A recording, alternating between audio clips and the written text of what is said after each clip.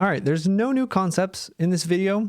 This is just some bonus math problems for all of you, some applications. So let's jump right into it with example 5. Both of these are from the textbook, although the textbook words them a little differently. So let's say we got a homeowner. That homeowner is setting the thermostat so that the heater keeps the house at 70 degrees Fahrenheit throughout the day.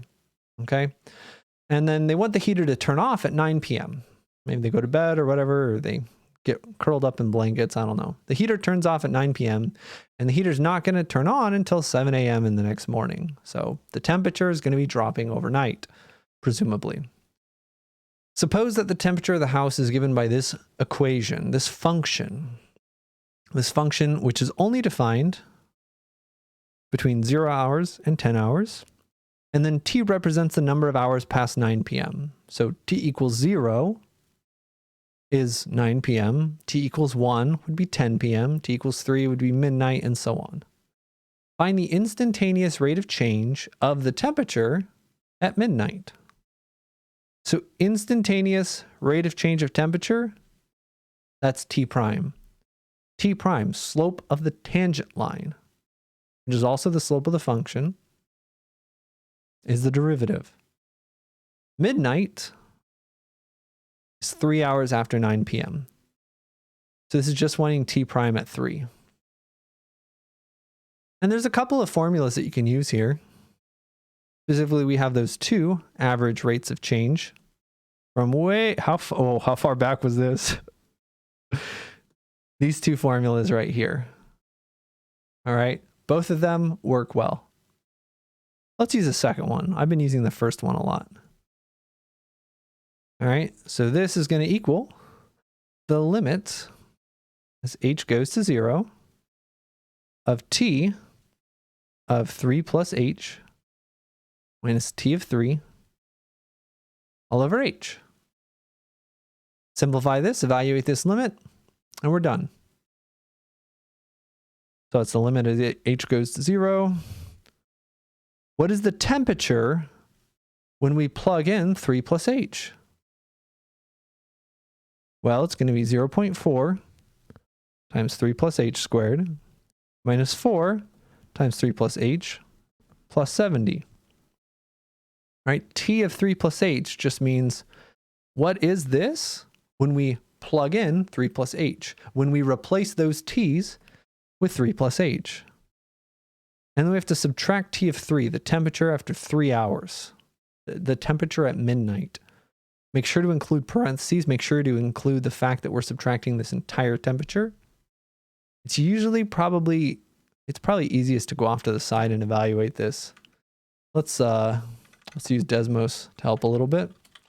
Say t of t equals 0.4 times t squared minus 4t plus 70. So kind of to check our answer, right? The temperature when they go to bed is 70 degrees. The temperature when they wake up is also 70 degrees. They heat it up. Oh, I guess they're not turning off the heater if it's 70 degrees when they wake up. They turn it off for a while and then it turns it back on. It's a thermostat. So specifically, we are curious about what is the temperature after 3 hours at midnight? 61.6 degrees Fahrenheit. All right, that's divided by h. We have to simplify this. It's going to be a bit of a headache. All right, it's a little messy, but that's okay. A little messy math never hurt anyone. Let's keep going. All right, so that's going to equal the limit as h goes to 0 of this numerator, which is 0.4. Let's FOIL out 9 plus 6h plus h squared. So that's FOILing out that first parentheses. Now we have to distribute the next parentheses. Let's distribute a negative 4 is minus 12 minus 4h. Let's combine like terms on this last one. It's going to be plus 8.4. And I'll divide by h. I'm actually wondering I'm actually wondering if this formula was the right choice. This is the limit as h goes to 0. Let's have a little faith. Of 0.4. Now we have to distribute this one, right? I'm sure it'll all work out. 0.4 times 9. That's going to be 3.6, right? Plus 2.4 times h plus 0.4 times h squared. And then again, we can collect like terms. Minus 12 plus 8.4. It's going to be a minus 3.6. Thank goodness. Whew. Why am I really happy? Because I was worried there for a second. We have a plus 3.6 and a minus 3.6. Those cancel each other out. Woo-hoo. So this is the limit as h goes to 0 of 2.4h plus 0.4h squared over h. We can factor and cancel. It's the limit as h goes to 0 of h times 2.4 plus 0.4h all over h. The h's cancel. That's the limit as h goes to 0, 2.4 plus 0.4h. Now we can use direct substitution and get 2.4 as our rate of change. Whew. So what are the units here? We actually have units in this problem finally. Oh wait, did I remember to include units over here? Oh good, we didn't have to include units in our answer. We had the units here. All right, so what are our units? It's slope. It's a rate of change. What's changing? The temperature, degrees Fahrenheit. What is the input variable? Time. So it's changing by 2.4 degrees Fahrenheit every hour. Am I off by a negative somewhere? I feel like I dropped the negative.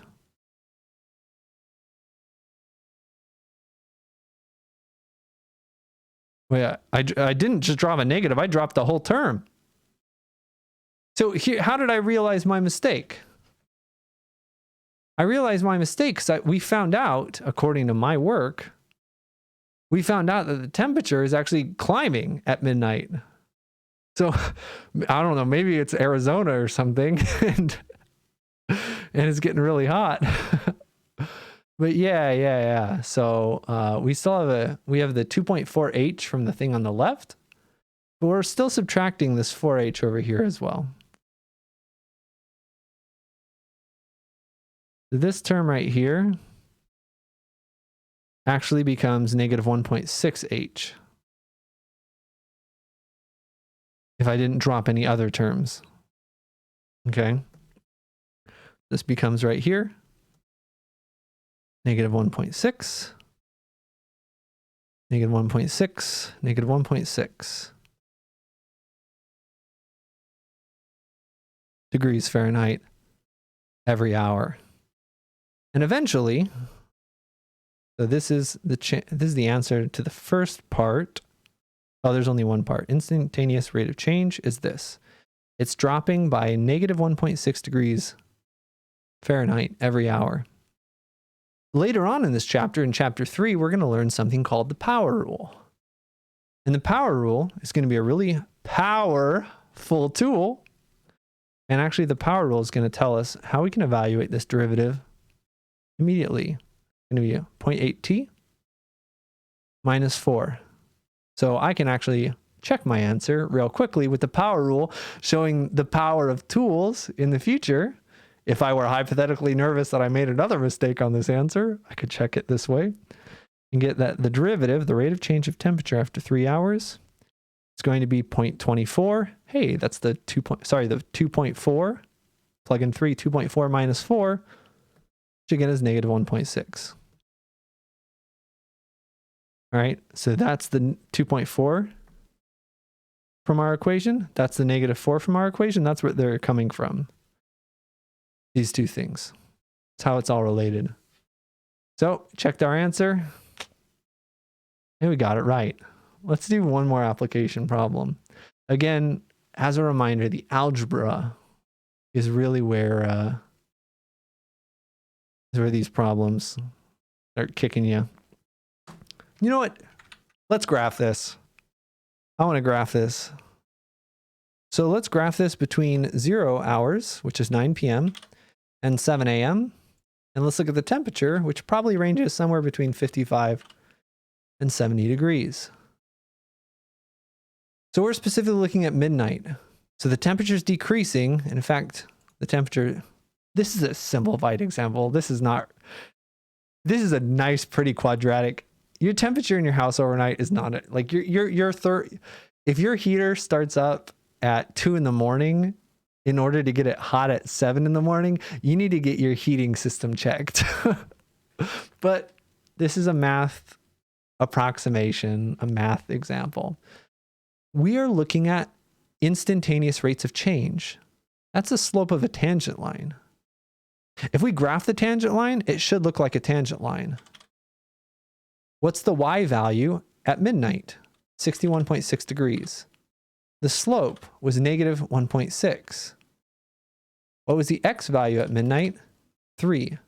So at midnight, let's change the color up a little bit. We've got a beautiful tangent line right here. Okay. Instantaneous rate of change, slope of the tangent line.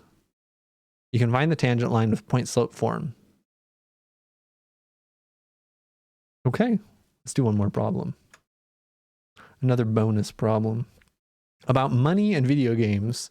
Two of the things I like the most. That's not exactly true, but they're two things I like. We got a toy company and they're selling X electronic game systems. And there's a relationship between P, price that they sell them at, and X, it's supply and demand, basically. The more and more things that we produce, if we want to sell more and more things, the price has to go down, right? If I only want to sell a couple things, I can have a really high price. But if I want to sell a ton of things, I'm going to have to lower the price so more people buy it. Okay? So this is the relationship for this toy company, the price they have to charge to sell X gaming systems. So they should never sell it for more than 400, because if P is 400, X has to be 0, and they don't sell anything. All right. So that's the relationship between how many gaming systems this company wants to sell and the price at which they have to sell each of them. So the cost of manufacturing X systems is given by this cost equation. So the cost of the toy company of making, say, one gaming system would be $10,100. So it's probably a good thing to not make one. And there's a ton of applications here. I could go on forever about the relationship of these two equations. It's fascinating. Like, notice this right here is what's known as a fixed cost, sometimes also known as an overhead. All right. They're going to, the cost of manufacturing these gaming systems, they have to pay $10,000 no matter what. But the actual cost of making an individual gaming system for this company is $100. That's what's known as the marginal cost. Okay. So lots of things to say about that. So, but I'm not going to. That's a conversation for another day. Find the rate of change of profit when 10,000 gaming systems are produced.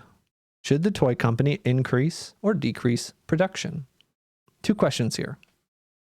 First, find the rate of change of profit when we're producing 10,000 gaming systems. P is profit. Prime, that's the derivative, rate of change. And what point are we looking at? When we're producing 10,000. So derivative, that's no problem. We know how to find the derivative. We use that formula. The limit as we get close to producing 10,000 units.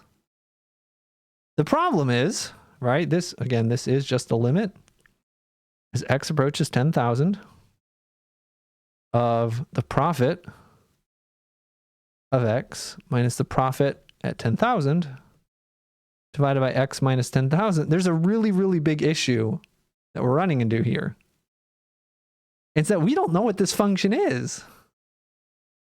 We don't know the profit equation. We don't know the profit function. And that's the hardest part of this problem, is getting to this little guy. Well, in general, profit is just the difference between your income and your costs. I remember when I was working in Las Vegas, our CEO spent like 5 minutes explaining this. That the difference, that your profit is just how much do you make? How much are you spending? Profit is that difference.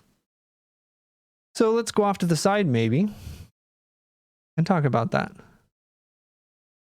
The profit is our revenue minus our cost, where R of X is our revenue.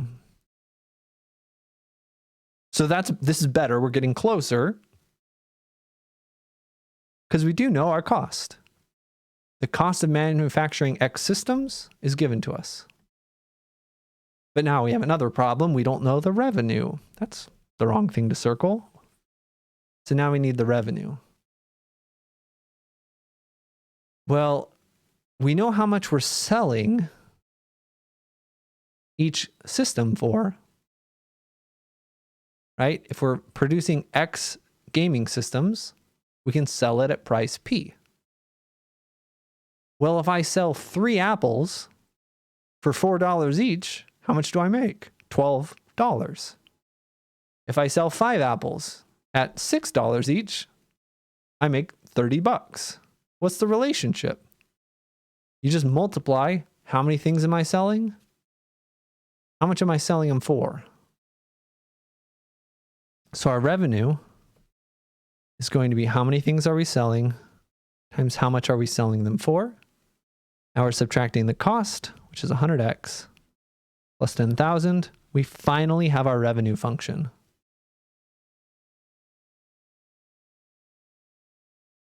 So now we can use this revenue function to evaluate the limit, and the limit will tell us the rate of change of our profit at this specific level of production, and we can use that answer to get to the second part. This is a good question. I like this question. Let's simplify our profit function. Because unfortunately, there's another layer. There's another layer. You're probably groaning right now listening to this video. This profit function that we've come up with, this is a function of 2 variables, right? This depends on X and it depends on P. But don't worry, we can get rid of P no problem. Through never mind. I'm not going to make that joke. We can get rid of P by substitution.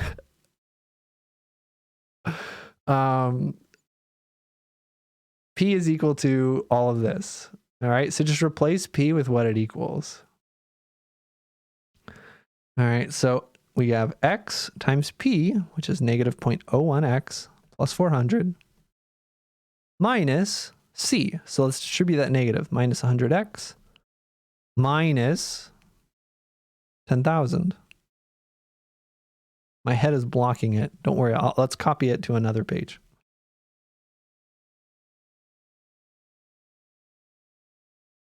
This is our revenue function. Now let's distribute that X.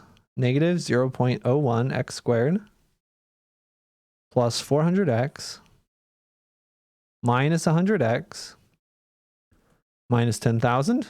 We're very close. Let's combine like terms. The profit, sorry, I think I said revenue. I meant profit of producing X units is given by this quadratic. And again, there's a couple things that we can say about this quadratic function. What happens? What's our profit if we don't produce anything? If we make 0 gaming systems, what's our profit? Plug in 0. It's going to be 0 plus 0 minus 10,000. If we don't make anything, we're losing 10,000 bucks.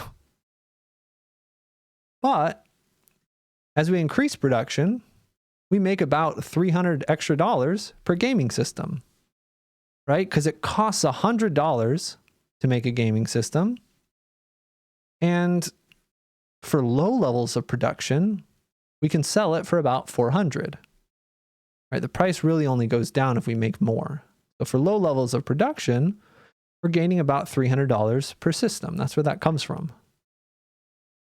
But there's a quadratic term which has to do with the fact that if we make a lot of things, we can't charge as much for individual items.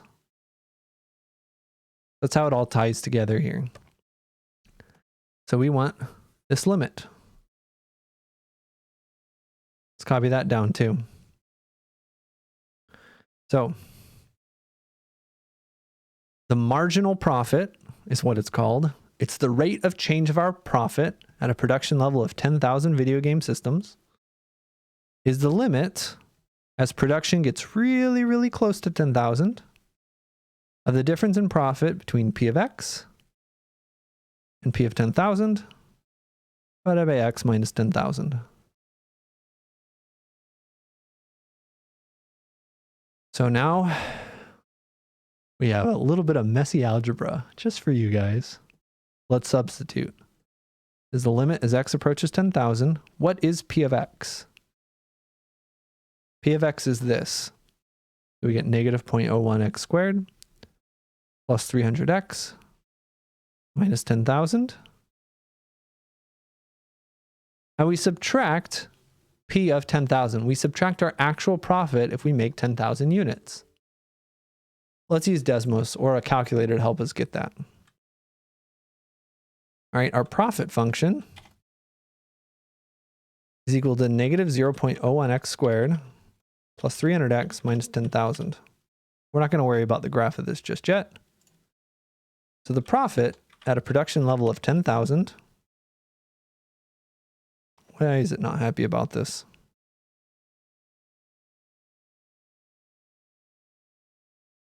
It didn't like my comma. Is $1,999,000. Almost 2 million bucks profit at this production level. That sounds pretty good. Well, we're curious about the rate of change of profit, our marginal profit. If that marginal profit is positive, then we're going to get even more profit if we increase production. If this slope is negative, that means the profit would go down as we increase production. And likewise, if the profit goes down as we increase production, we should actually decrease production. Right? If you're going down to the right, that means you're going up to the left. All right, so we have to simplify this a little bit. So we simplify this.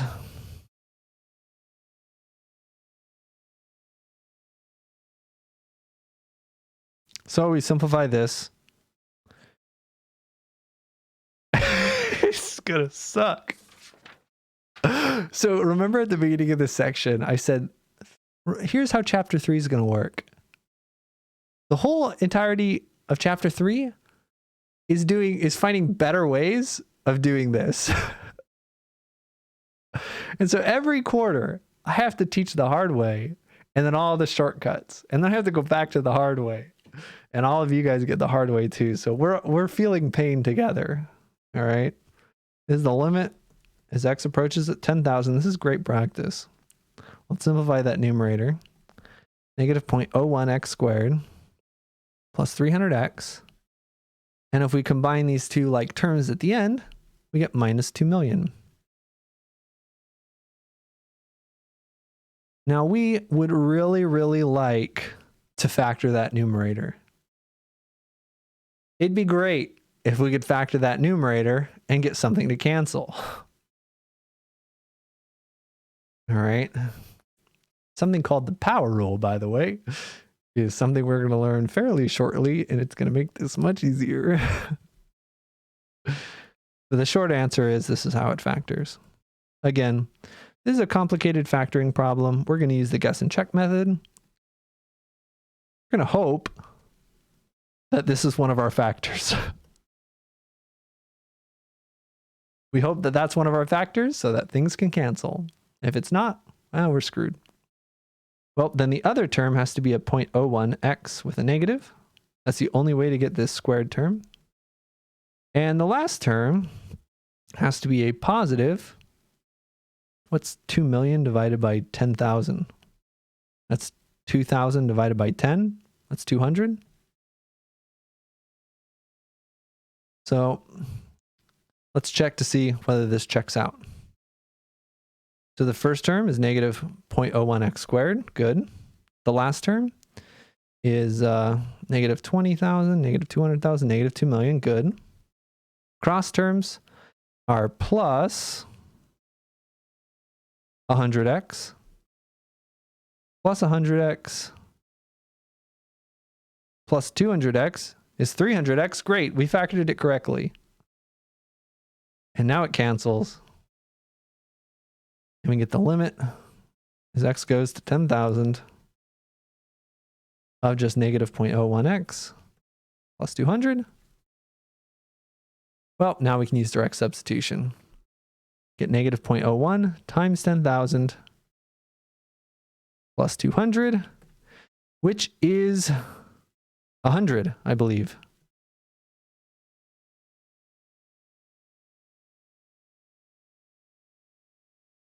That's our marginal profit. What are the units? The units are the units of profit. What are the units of profit? Dollars. And it's a derivative, so it's dollars per whatever the units are in the middle. In the previous example, this inside was time, so it's degrees per time. What's the units on the inside here? That's production. Number of gaming systems. So $100 per system. And specifically, this is positive. This says that if we're producing 10,000 gaming systems, we have something called a marginal profit of $100, which means that at this production level,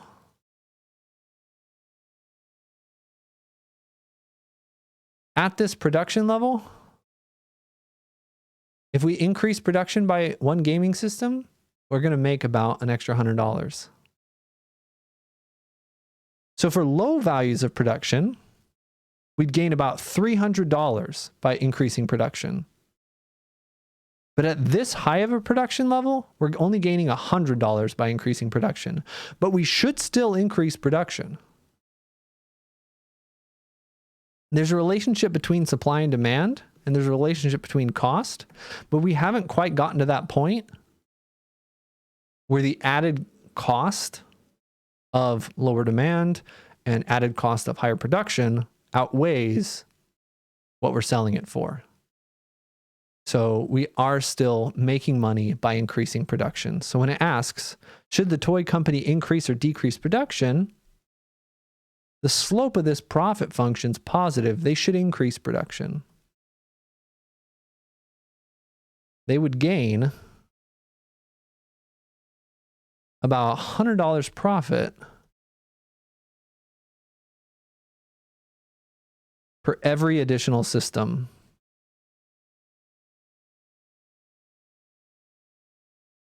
At this production level. So if that's the case, they should increase production if they want to maximize profit. And what company doesn't want to maximize profit?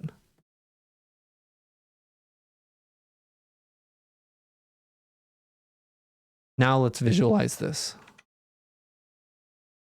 This is our profit equation on the top. So we need a good x-axis. Let's start at producing 0 things, and let's look at producing up to 15,000 things. The y-axis is our profit. Our minimum profit is if we're producing 0, we have a profit of 10,000. Our maximum profit, let's look at, I don't know, like maybe start at 2 million. this is how our profit works. For low levels of profit, we actually lose money. As we increase, low levels of production, we lose money. As production increases, remember the X coordinate here is how many units we're producing. The Y coordinate is our profit. And remember, if you remember our cost, the cost is really, really high, basically, per unit. There's a big penalty if we are producing very few things, right? If we have an entire factory, and we're only producing one thing, that thing's going to be really expensive because there's a lot of other costs involved in production. Okay? But there's a sweet spot. Like, how much can a factory produce efficiently? That's why it's a quadratic. There's that sweet spot. But then there's such a thing as overproduction too on that cost equation. Usually, although I guess in this case, it's actually only a linear function. So there is actually more complicated cost functions. That's how it kind of goes. So you can actually see that in general, if we zoomed out a bit more, and again, we're at this production level right here, profit can still get increased. This is a graph of our profit function. We want this profit to be maximized. We said the slope here was $100. And in fact, we could look at the slope of that tangent line. Y minus our profit, our Y coordinate is the profit, which was 1.9 million, equals the slope of the tangent line, which we found was 100, times X minus our production level, 10,000. Wait, was that not the slope of our tangent line? This is not a tangent line. So, all right, this may be a different tangent line, right? Tangent line should only hit once and should bounce off right here. Hold on, what was our actual profit? Our profit was 1990, 1.99 million. Oh, I just typed this in wrong. See, now we have a tangent line. So if you're curious about what it looks like when you make a mistake, this is not a tangent line. This is a tangent line. The slope of this tangent line is $100, which means that we make about $100 extra by increasing production. And in fact, you can see graphically, this is actually the production level that maximizes our profit, 15,000. After this production level, we can't charge that much if we want to sell more than 15,000 units. So that's when that stuff kind of goes down.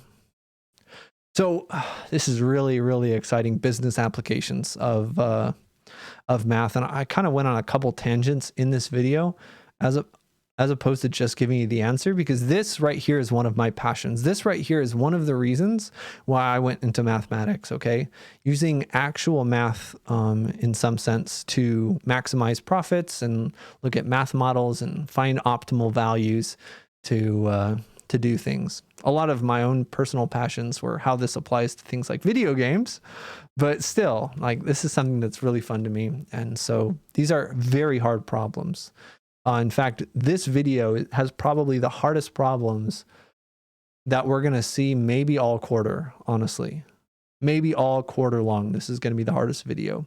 So if this is complicated, don't worry about it. Look it over. Ask me questions. Let's talk about it. There won't be too many of these right now. It'll get easier in the future. But please let me know if you have questions. I like talking about this.